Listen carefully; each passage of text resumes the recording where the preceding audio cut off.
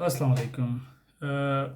आज की वीडियो का जो टॉपिक है वो है यूनिवर्सिटी ऑफ एंटवर्प, जो कि एंटवर्प सिटी में वाक़या है, जो कि ब्रसेल से round about 40 to 45 kilometre distance पे है, जो कि इजीली कम्यूटेबल है from Brussels. Like if you are living there you can easily come by train and it's not that difficult. अब बात करते हैं यूनिवर्सिटी ऑफ एंटवर्प की। अगर देखा जाए तो जो फ्लेमिश एरिया है ब्रसल का, बेसिकली ब्रसल को तीन हिस्सों में डिवाइड, बेल्जियम को तीन हिस्सों में डिवाइड किया हुआ है, फ्लेमिश, वलून और जो तीसरा इनका जर्मन है। तो तीन बेसिकली एरियाज़ हैं, मेजॉरिटी यही फ्रेंच और डच एरियाज़ हैं, जर्मन का बहुत छोटा पार्ट है। तो ये बेसिकली डच पार्ट में वाक़या है। और अगर एंटवर्प की बात की जाए तो ये बेसिकली डायमंड और चॉकलेट के लिए दुनिया में फ़ेमस है।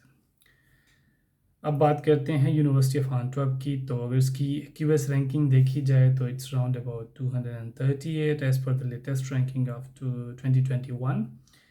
Previously, it used to be in top 200, but from the past 2 years, due to COVID and international students' unavailability, they moved in ranking towards the lower side.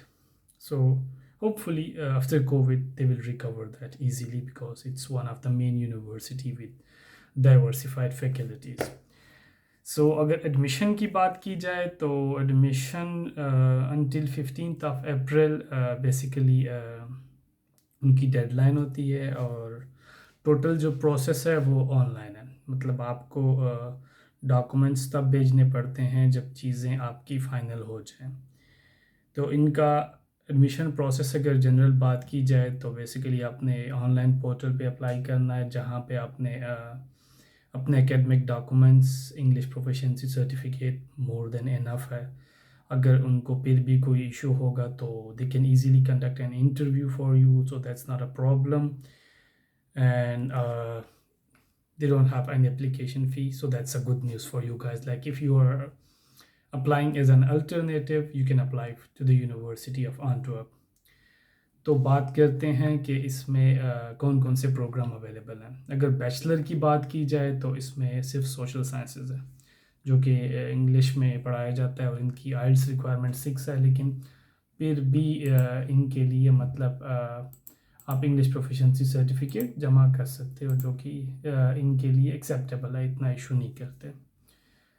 तो अब बात करते हैं इनके प्रोग्राम्स की। तो अगर प्रोग्राम्स की बात की जाए तो जो इंग्लिश में पढ़ाए जाते हैं अराउंड अबाउट 38 है, जिसमें तकरीबन सारी फैकल्टीज़ कवर की जाए, मतलब कवर कर रही हैं, जिसमें अगर आप even social sciences, economics, development sciences, computer sciences, medical sciences जिसमें फिजियोथेरेपी वगैरह आ जाती हैं, bio medical sciences, business economics, इनका काफ़ी अच्छा प्रोग्राम है। और न्यूरो साइंसेस वगैरह बायोमेडिकल साइंसेस में आ जाते हैं। केमिस्ट्री है, कंप्यूटर नेटवर्क है आपके लिए, सॉफ्टवेयर इंजीनियरिंग को भी कवर करते हैं ये लोग।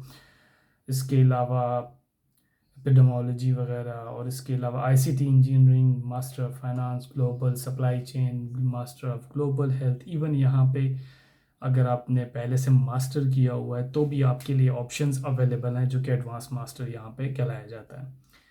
तो वो भी आप कर सकते हैं। सपोज़ करें अगर आपने 1 ईयर मास्टर किया हुआ है कहीं से और आप सेकेंड मास्टर यहाँ से करना चाहते हैं, so you can directly apply for advance master.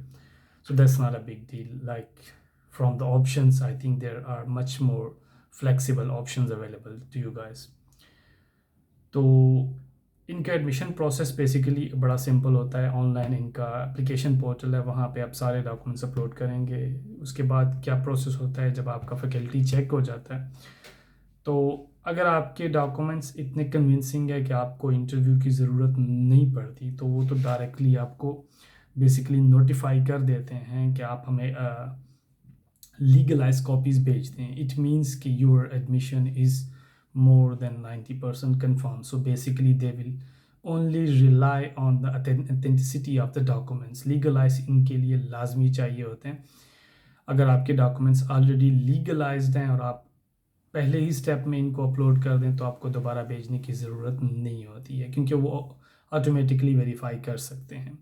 आप इनको डॉक्यूमेंट्स बाय ईमेल भी भेज सकते हैं, इट्स एक्सेप्टेबल, क्योंकि जो लीगलाइजेशन है वो एम्बेसी बेसिकली QR कोड के थ्रू जनरेट करती है, जो कि ईजीली वेरीफाइबल है for the university, so that's not a problem for them. तो उसके बाद आपको फॉर्मल एडमिशन लेटर इशू हो जाता है। अब बात करते हैं इनकी फ़ीस की, कि बेसिकली इनकी फ़ीस कितनी है। तो ये दूसरा साल है, इन लोगों ने कोविड की वजह से कुछ प्रोग्राम्स की फ़ीस सेम मतलब पिछले जो 2 साल की फ़ीस थी अराउंड अबाउट 3000 वो मेंटेन की थी, लेकिन अभी इन लोगों ने चेंज कर दी है फ़ीस। तो पर ईयर फ़ीस इनकी अराउंड अबाउट 5800 यूरो है। लेकिन गुड न्यूज़ ये है कि अगर सपोज़ करें आप यहाँ पे स्टडीज़ को कंटिन्यू करना चाहते हैं, तो इनकी वेबसाइट पे भी क्लियरली मेंशन है, you can pay this amount in instalments, like you can pay around about 2000 euro when you arrive here. You want to get your enrollment certificate, and rest you can pay in 2 installments until the month of January. So basically you have much more time to pay this fee if you want to study here. So कुछ ये चीज़ें हो गई हैं। अब आते हैं इनके स्कॉलरशिप ऑप्शंस पे। तो अगर आप जाते हैं डेवलपमेंट स्टडीज़ के ऊपर, तो इनका एक स्कॉलरशिप है। इसके अलावा कंप्यूटर साइंस में जाते हैं, उसमें भी एक स्कॉलरशिप ऑप्शन होता है। अब इनका प्रोसीजर ये होता है कि जब आप ऑनलाइन अप्लाई करते हो प्रोग्राम में, तो आपको वो ऑप्शन दिया जाता है कि आप, क्योंकि स्कॉलरशिप आपके सामने आ जाते हैं और आप प्रोग्राम की एलिजिबिलिटी के मुताबिक होते हैं, तो you can choose among them in online form application portal, and after that you have to fill an extra form for the scholarship.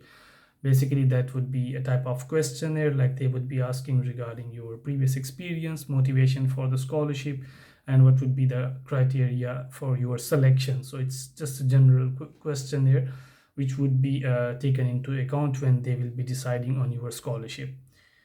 तो आप इसको भी मतलब परसू कर सकते हैं। पिछले साल भी 2-3 लड़के आए थे, ए मास्टरमाइंड हो गया, या जो इनका फ्लेमिश स्कॉलरशिप था उस पे भी ये लोग आए थे मैनेजमेंट साइंसेस में।